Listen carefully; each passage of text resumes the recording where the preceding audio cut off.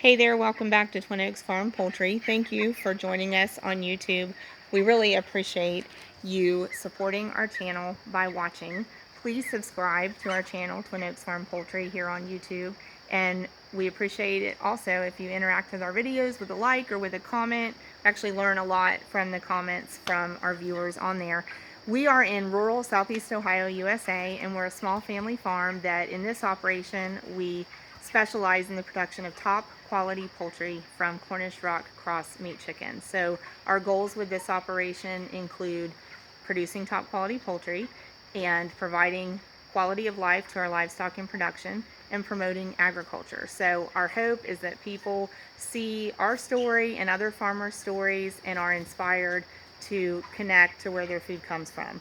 Local folks connecting to local farmers, wherever local is, for you is something that really brings a lot of joy to us, and we hope to inspire that by documenting our story and our small family farm in this operation. So what I wanted to do with this video was actually a brief video on a concept we call exercising the broilers. And so what we mean by that is just ensuring that the broilers, chickens, we call any chicken that's basically raised for meat a broiler. So sometimes we refer to our Cornish Rock Cross chickens as broilers because they are in fact bred specifically for meat production.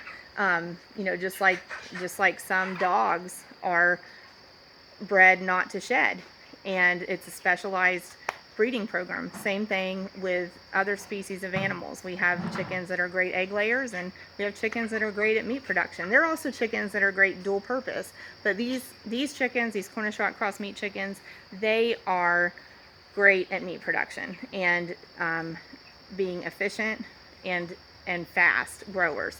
So that's why that is a specialization of this variety of chicken.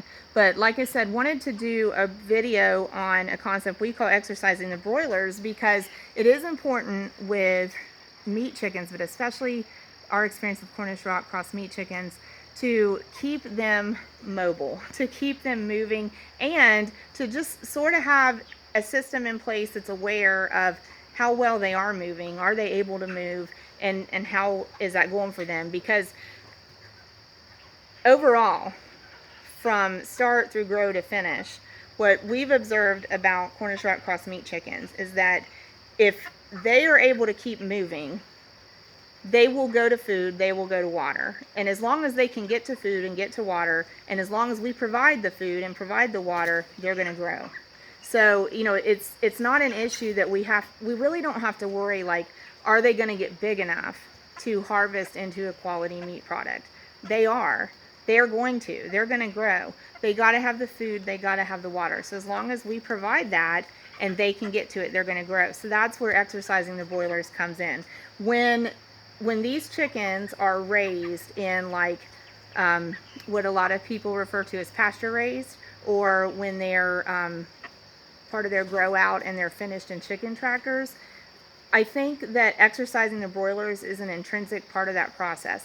They're moving, like they're moving day to day as the chicken tractor is moved, or they're moving around the pasture if they're, out of doors for at least part of their day or something. But when we raise broilers inside, I do think we have to be more aware of exercising the broilers. So that's something that we kind of just, I guess by instinct, took on as part of our management process. So we come into the broiler pen multiple times throughout the day to check on the broilers and see how they're doing. And so something that we've taken to as a practice is actually compelling the birds to move around the pen. We don't want to turn it into a chase, but we want to just gently and calmly get them to move. So I'm gonna show you what we do. Probably won't be able to demonstrate the whole pen because it's kind of a slow process, but going to at least give you a good idea of what I mean by exercise the broilers. So we really just take a feed sack, because a feed sack is crinkly and it causes kind of a reaction in the birds where they kind of want to move away from it. And that's basically what we want to do. We want to exert a little pressure and cause them to get up and move away. So when we would want to exercise the broilers, like I would just walk around the pen, they're getting a little more assertive now where they're like challenge it. But I just walk around the pen and apply just kind of like gentle pressure coming toward the birds. And so in the positive, what I want to see is that those birds are going to get up. So that's a positive interpretation. If I have birds that stand up as I come toward them, that's good. Okay, and then not only I want to see them stand up, I want to see them walk, and I want to see that they're walking well. So those are all things I would interpret as positive. And one thing these birds will do is they'll get in one spot and they'll just sit there for hours. And so they may even become thirsty, become hungry, and forego going to the water, going to the feeder.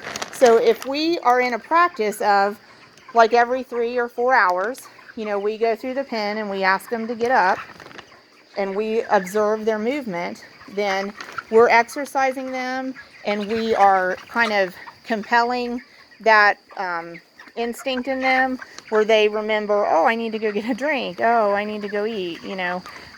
So it's just something that we build into our process.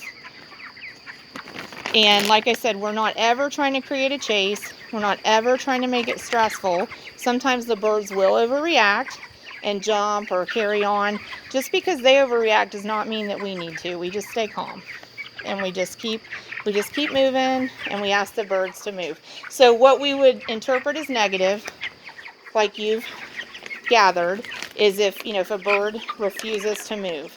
And if a bird, oops, sorry, chickies.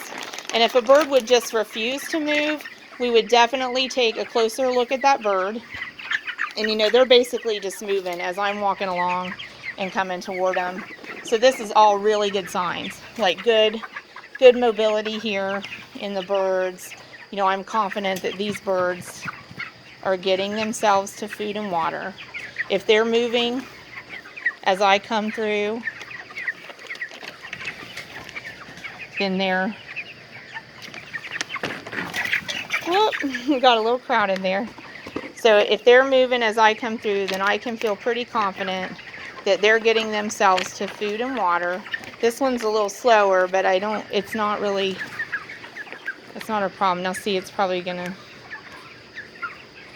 it might go get a drink or it might want to go back. But if I would have one that doesn't want to move or reluctant to walk or refuses to walk, that's basically how these birdies have ended up over here. And so, like, it's a concern. What causes a lot of time is the conformation of where their legs are set into their body, and so it's kind of a form to function issue. And there's about 11 birds over here, and so that's basically what the issue has been. They haven't been good mobility over here in the flock, and if we get them over there, Sissy's kind of lame, you know. If we get them over there, they don't have all this competition. And at the very least, they can get to food and water easier on their own. Success story would be they improve and they can come back into the flock at large.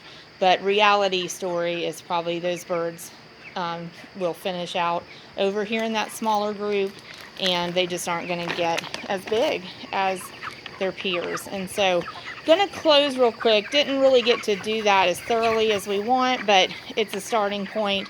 Y'all can ask questions if you want. Gonna close over here with checking out Old Hen, the broody hen. So she's kind of got her brooding fortress here. Water, food, and broody hen. So at the time I'm recording this, she's been sitting on these eggs, 6 fertilized hatching eggs, for about a week, a solid week. By the time I upload it, it will have been about 10 days if she's still there. So, so far it's a success.